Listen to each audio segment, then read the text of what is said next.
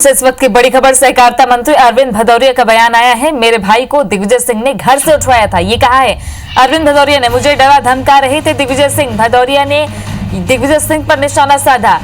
दिग्विजय सिंह के डराने पर मैं पीछे नहीं हटा था, मैंने सभी 22 विधायकों की रखवाली की।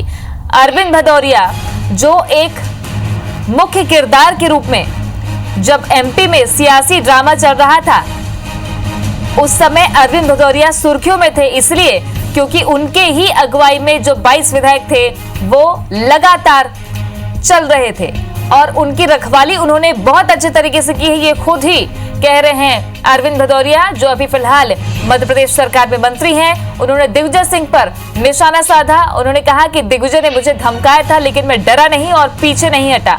सहकारिता मंत्री अरविंद भदौरिया का ये बयान है। क्या कहा है उन्होंने, आइए आपको सुनवाते हैं। कैसे किससे सुनाएंगे। मैं दिग्विजय सिंह को आज कहना चाहता हूँ इस मंच से, दिग्विजय सिंह, मैं बैंगलोर में था, तुम मेरे भाई पे केस रजिस्टर करके पुलिस से उठवा रहे थे। मेरे हिम्मत है दिग्विजय सिंह, वो कहता है कि हम 2-2 टाइगर मारेंगे, ने भी कभी टाइगर दिग्विजय सिंह की सुन लो। से डरने वाला नहीं है, कंबल की मट्टी में पैदा पला बढ़ा अरविंद भदौरिया जान लगाने वाला है। पार्टी से आप सब लोग दिलीप जुड़ गए हैं ज्यादा जानकारी के साथ। दिलीप, अरविंद भदौरिया कोई नया चेहरा नहीं, लेकिन दिग्विजय सिंह पर सियासी निशाना तो पहले भी साधते रहे हैं, इस बार ज्यादा उबाल नजर आ रहा है।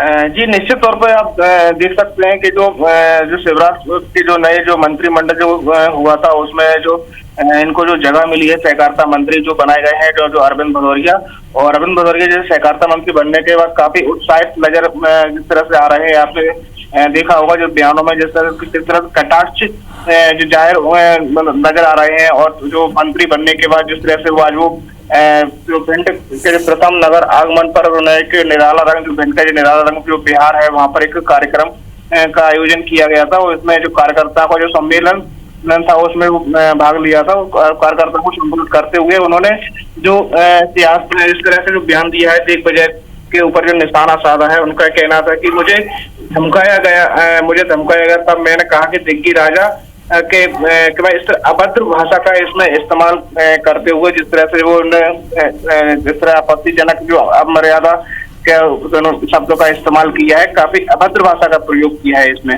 जी शुक्रिया आपका दिलीप जानकारी के लिए। तो सहकारिता मंत्री अरविंद भदौरिया के बयान के बाद पूर्व मंत्री पीसी शर्मा ने भी प्रतिक्रिया दी है। उन्होंने कहा है कि बीजेपी नेता बौखलाए हुए हैं। बौखलाहट पे भदौरिया ने अभद्र टिप्पणी की है। दिग्विजय सिंह से घबराए हुए हैं बीजेपी नेता।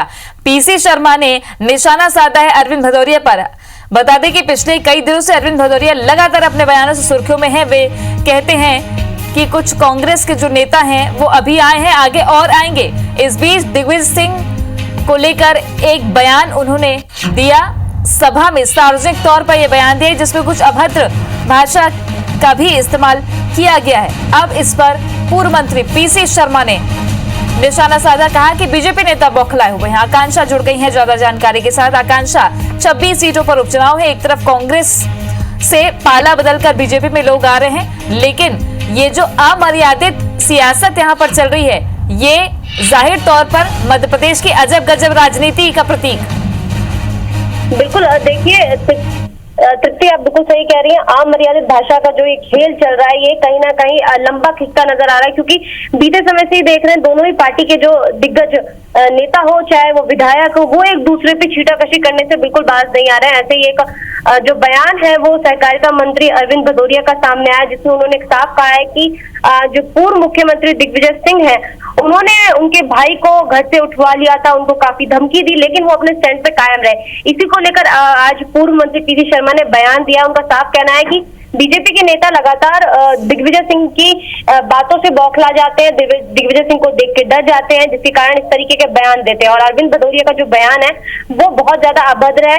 वो दिखाता है कि कितनी बौखलाहट है दिग्विजय सिंह के नाम की बीजेपी के अंदर। इसी के साथ ही दलितों को लेकर जो लगातार हमले मध्य प्रदेश में हो रहे हैं, 2 मामले गुना में सामने आ चुके हैं, एक किसान की पिटाई का और दूसरा मामला भी सामने आया है दलित लड़के की पिटाई का।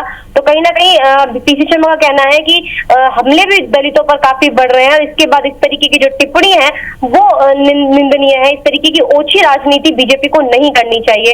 कहीं ना कहीं घबराहट जो है दिग्विजय सिंह से वो दिखाई दे रही है। वहीं उन्होंने सिंधिया खेमे के खिलाफ भी जो बात है वो कही। उन्होंने कहा सिंधिया खेमे से के खिलाफ भाजपा के ही अंदर साजिश हो रही है, क्योंकि कहीं ना कहीं ये बात भी लगातार कांग्रेस उठा रही है कि जो सिंधिया खेमे से मंत्री पहुंचे हैं बीजेपी में, उनको वो मान सम्मान नहीं मिलेगा, उनके खिलाफ साजिश हो रही है, जिसके कारण ही कांग्रेस से जो विधायक है उन्हें तोड़ा जा रहा है ताकि सिंधिया खेमे के खिलाफ। अब देखना होगा कि एमपी में ये पाला बदल पॉलिटिक्स किस करवट बैठती है और सियासत का उठ किस करवट बैठता है, जब तक 26 सीटों में उपचुनाव नहीं हो जाते और नतीजे नहीं आ जाते।